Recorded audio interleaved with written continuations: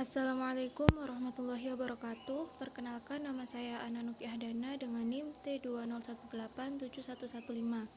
Di sini saya akan menjelaskan tentang peran umat Islam dalam perjuangan mempertahankan kemerdekaan.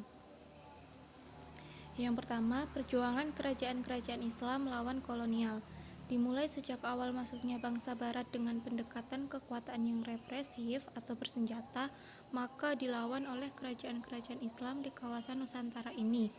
Perjuangan ini antara lain yang pertama Malaka melawan serangan Portugis, Ternate di Maluku, Makassar melawan serangan Belanda, Banten melawan serangan Belanda, Mataram Islam juga melawan pusat kekuasaan Belanda di Batavia. Namun setelah ada politik divide et impera atau pecah belah, satu persatu kerajaan ini dapat dikuasai. Maka selanjutnya perjuangan melawan penjajah diteruskan oleh rakyat dipimpin ulama. Yang kedua, perjuangan rakyat dipimpin oleh para ulama. Ulama sebagai elit agama Islam memimpin umat melawan penindasan kezaliman penjajah.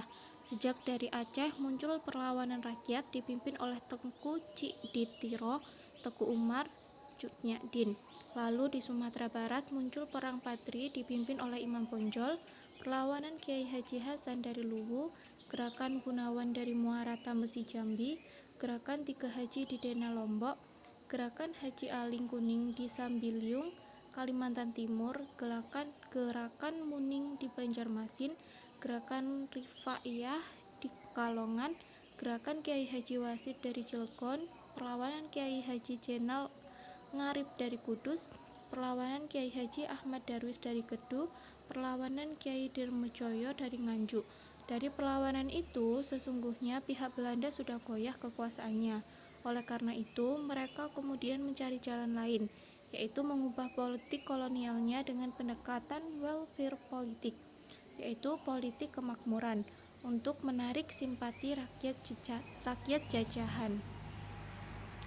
Lalu ada pergerakan nasional di Indonesia. Sebelum memasuki era pergerakan nasional, pihak kolonial mencoba politik kemakmuran dan balas budi. Kelihatannya politik itu humanis untuk kesejahteraan rakyat. Namun karena landasannya tetap kolonialisme, maka jadinya tetap eksploitatif dan menindas rakyat. Khusus politik deislamisasi sangat merugikan umat Islam.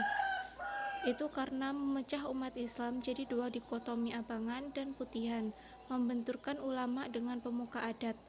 Akibat dari politik kolonial di atas, maka perjuangan melawan kolonial menjadi terpecah. Menurut tesis Endang Syaifuddin Ansori, perjuangan di Indonesia terpecah jadi dua kelompok besar, yaitu nasionalis Islami dan nasionalis sekuler.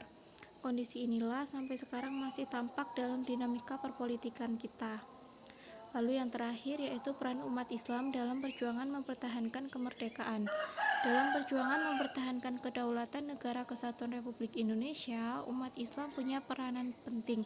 Pertama, secara fisik umat Islam dengan Laskar Hizbullah Sabilillah, kemudian diteruskan Ashkar Perang Sabil atau APS dan Laskar Islam lainnya di daerah, gigih berjuang membantu TKR atau TNI untuk mempertahankan NKRI dengan perang gerilyanya melawan sekutu Nica.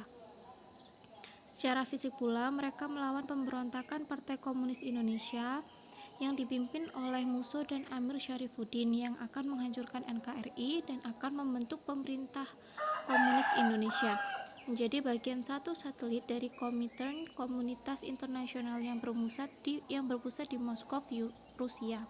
Dengan adanya kerjasama antar laskar umat Islam, kelaskaran kaum nasionalis dengan TNI berhasil dihancurkan kekejamannya dan kebiadabannya pemberontakan PKI 1948.